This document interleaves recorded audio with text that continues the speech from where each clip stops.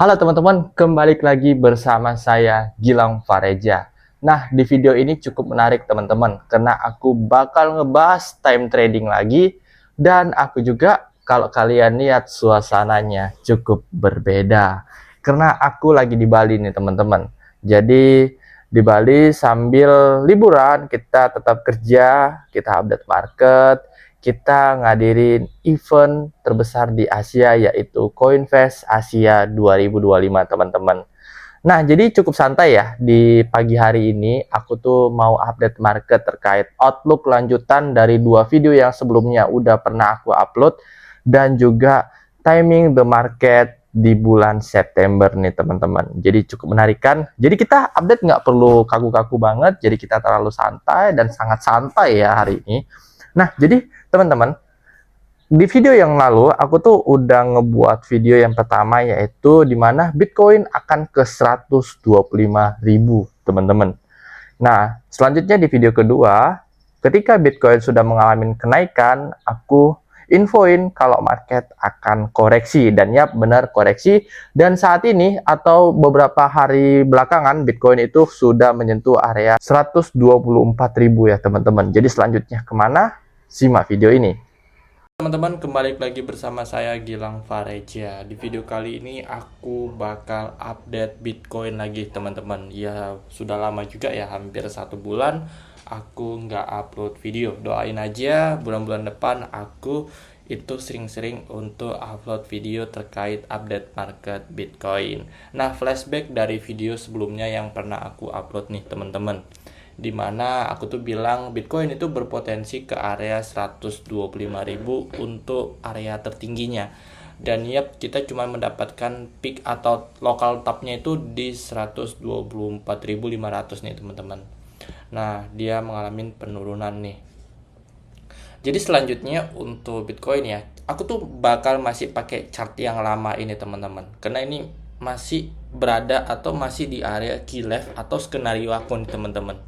Nah, dimana gini, Bitcoin itu bisa berpotensi kenaikan lagi nih teman-teman. Tapi key level-nya untuk saat ini itu aku tuh enggak begitu ekspektasi tinggi-tinggi di area 106 sampai 107. Itu untuk key level yang sebelum-sebelumnya nih teman-teman yang di area ini. Aku tuh ekspektasiku udah enggak terlalu tinggi untuk area ini bertahan di area sini. Tapi aku tuh bakal update untuk area key level-nya itu di mana gitu teman-teman. Jadi sebelumnya aku ngambil outlook yang ini dulu. Nah, outlook yang ini tuh sebenarnya skenario masih sama. Dia selagi masih bertahan, ini aku tuh bilang sekarang area minornya. Selagi dia masih bertahan di area 107 sampai 106, itu Bitcoin tuh masih berpotensi adanya kenaikan nih teman-teman. Tapi kalau enggak ya udah dia balik lagi atau bisa dia menyentuh Bitcoin ini di area 100.000 lagi nih teman-teman. Jadi tuh bisa kita pantau ya untuk beberapa bulan ke depan, apalagi katanya ada The Fed berpotensi cut rate ya teman-teman di bulan 9. Nah, kalau ngebahas cut rate, ada area yang emang benar-benar harus dijaga pada Bitcoin untuk tetap adanya kenaikan nih teman-teman. Jadi gini, minornya harus bertahan. Ini pertama ya, skenario pertama. Dan melanjutkan kenaikan. Kalau enggak, ya dia bakal masih turun lagi ke area 100 nih teman-teman. Nah, selanjutnya gimana? Selanjutnya itu ya key level-nya itu untuk melanjutkan kenaikannya ketika bonds di area ini itu harus break atau bertahan di area 113 ya, 112 lah, 112 sampai 115 untuk ngebuat yang namanya pola bullish di time frame 4 jamnya nih teman-teman. Baru dia bisa melanjutkan kenaikannya. Tapi kalau enggak ya udah dia bakal masih bearish nih teman-teman. Karena sejauh ini kalau kita lihat daily-nya, kita tarik dari 74 nih teman-teman sampai high-nya itu sebenarnya Bitcoin tuh udah mengalami breakdown nih. Dan dia tinggal ya turunnya aja sebenarnya. Tapi kita masih harus objektif ya, kita masih harus objektif dengan beberapa fundamental, salah satunya beberapa sebuah aktivitas dari ETF juga. Ini kita bisa lihat dari on-chain-nya juga. Ini masih still bullish teman-teman. Nanti aku kasih tahu datanya di akhir video. Nah, ini teman-teman. untuk next to plan Bitcoin kita pakai time frame weekly-nya. Ini aku juga udah kombin berdasarkan time to trading nih teman-teman. Nah, gimana plannya? Simak video ini. Nah, jadi gini teman-teman. Aku tuh ekspektasinya ya di tadi 106 sampai 107 tuh itu untuk key level-nya itu udah nggak terlalu berharap yang gimana-gimana dan potensi bakal ditembus. Nah, untuk plan selanjutnya ya, weekly-nya ini atau daily-nya ini nggak boleh breakdown di bawah area 100.000 teman-teman. Dan aku berharap ya area 104 sampai 100.000 itu menjadi key level untuk Bitcoin ya teman-teman. Nah, dia ekspektasi turunnya ini ke area 104 sampai 100.000 itu di awal September nih teman-teman. Di awal September aku ekspektasinya Bitcoin ke area tersebut. Lalu di akhir September ya atau paling lama awal Oktober itu kita mengalami kenaikan nih teman-teman. Nah, kalau dari data ini di tanggal 8 ya, 8 September itu kita masih mengalami penurunan, tapi setelah di atas 8 September kita bisa melihat Bitcoin mengalami kenaikan yang cukup signifikan, atau top cycle-nya itu pada pada tahun ini tuh ekspektasi aku di 142 teman-teman. Ini berdasarkan area Fibo yang ada. Nah, jadi key level-nya itu sekarang untuk aku ekspektasinya itu benar-benar harus bertahan di area 100.000 sampai 104 nih teman-teman. Kalau enggak yaudah dia Bitcoin bakal mengalami bearish yang mungkin cukup lama ya. Skenarionya kalau breakdown tuh gimana? Nih gini teman-teman. Aku bakal naruh ya, kita bakal ubah ke line ini dulu. Nah, di sini ada juga area flippingnya di 93. Nah, kalau breakdown yaudah dia Bitcoin bakal mengalami skenario yang sama seperti sebelumnya. Dia base pada area ini. Dia base nih teman-teman.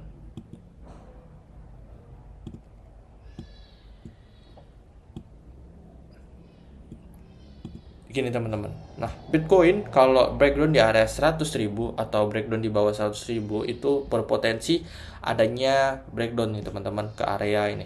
Dia bakal base area lagi di antara 92 nih teman-teman, 92 sampai 100.000 nih teman-teman. Nah, jadi aku harap ya key level-nya itu benar-benar harus dijaga di area 100.000 sampai 104 untuk penurunan max span-nya dari Bitcoin secara weekly ataupun daily nih teman-teman. Karena kalau kita lihat daily yang ada di sini juga, ini RSI-nya ini benar-benar udah mau oversold nih teman-teman. Udah mau oversold ya. Nih kita lihat. Dan kalau ekspektasi aku ke area 104 dan 100.000 itu cukup ini ya, menarik ya. Ini udah di bawah 20 poin, di bawah 20 poin gitu untuk area RSI-nya. Jadi ya benar-benar area 104 dan 100.000 ini menjadi key level lah untuk next pergerakan Bitcoin agar bisa tetap bullish atau mengalami kenaikan secara high time frame maupun low time frame nantinya teman-teman. Nah, jadi teman-teman ya, pertama kenapa masih ada potensinya penurunan lalu kita mengalami kenaikan. Jadi gini teman-teman, pertama melalui indeks fear and greed-nya nih teman-teman. Karena market itu bergerak dari fear ke greed dan dari greed ke fear nih teman-teman. Nah, saat ini market itu berada dalam fear yang dimana ini masih apa ya, kalau bisa dibilang ini masih ya lobby lah, area lobby, belum lantai dasarnya. Karena kalau saat ini ya kita lihat di 39 poin skornya itu udah fear, dan Bitcoin mengalami penurunan lagi di area 100.000 sampai 104 itu indeks ini bisa proyeksiku tuh di bawah 20 poin teman-teman. Nah, ini juga berpotensi ya. Ini jadi patokan aku masih ada potensi untuk penurunan dan lalu kenaikan hingga area grid kembali teman-teman. Nah, kalau kita lihat dari indikator di CoinGlass ya teman-teman, di bull market peak indikator ini sebenarnya kalau kalian lihat di sini ya, Bitcoin itu masih dalam bullish nih teman-teman. Nah, karena dominan hold sih dari indikator yang ada. Karena ya ini sebenarnya koreksi secara weekly-nya teman-teman atau secara high time frame-nya. Nah, kalau kita lihat di sini, ini benar-benar masih dalam keadaan bullish nih teman-teman.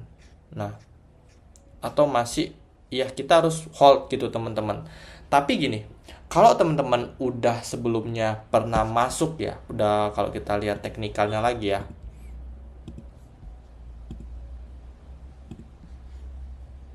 Nah, teman-teman, kalau sebenarnya teman-teman udah pernah masuk atau saat ini lagi floating minus, itu kalian tuh harus bisa ngebuat plan atau skenario ketika area 100.000 itu invalid ya, atau invalid untuk adanya bonds teman-teman, malah breakdown. Itu kalian harus siapin skenario nya. Sebenarnya untuk saat ini ya, aku tuh lebih prepare untuk masuk spot lagi atau ngebeli suatu aset itu ketika Bitcoin mengalami penurunan hingga area 104 dan 100.000.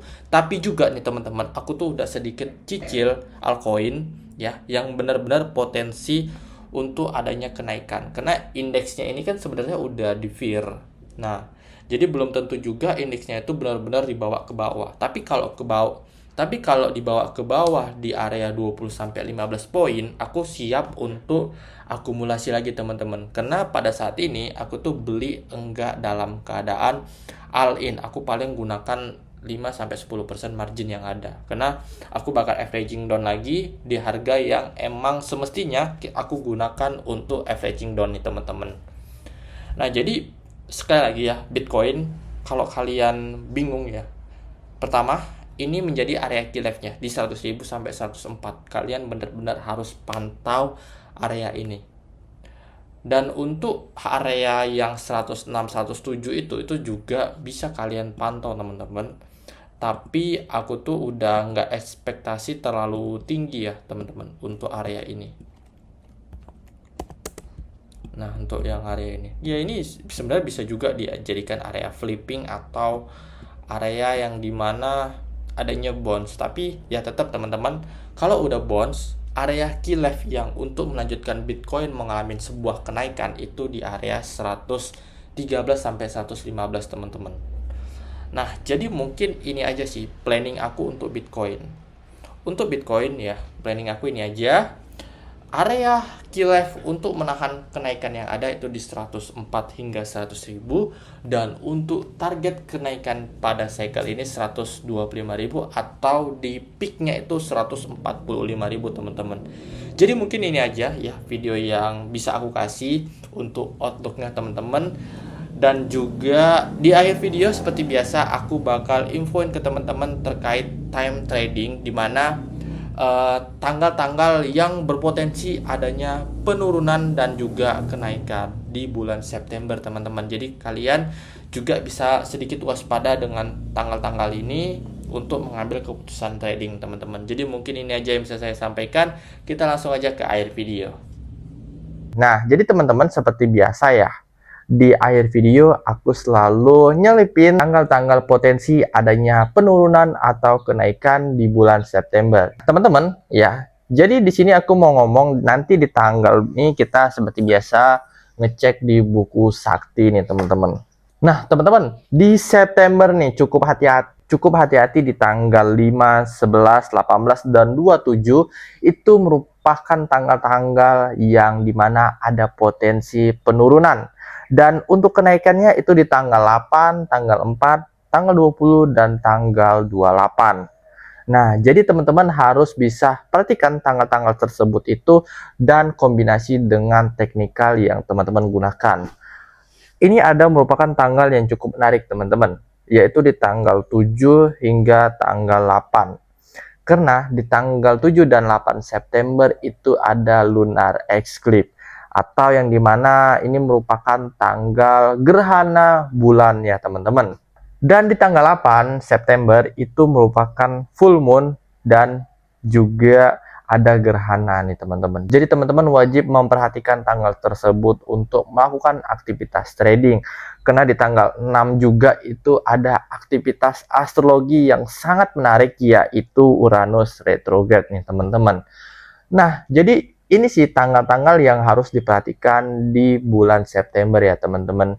Jadi ini bukan hanya analisa ngasal atau tebak-tebakan angka saja, tapi ini merupakan metode astrologi. Jadi ketika saya sudah menyebutkan tanggal ini, kalian jangan langsung memakannya mentah-mentah. Kalian harus bisa memasaknya lagi hingga sempurna. Dengan apa? Dengan mengkombinasi teknikal yang ada. Jadi teman-teman, mungkin ini aja videonya untuk update kali ini.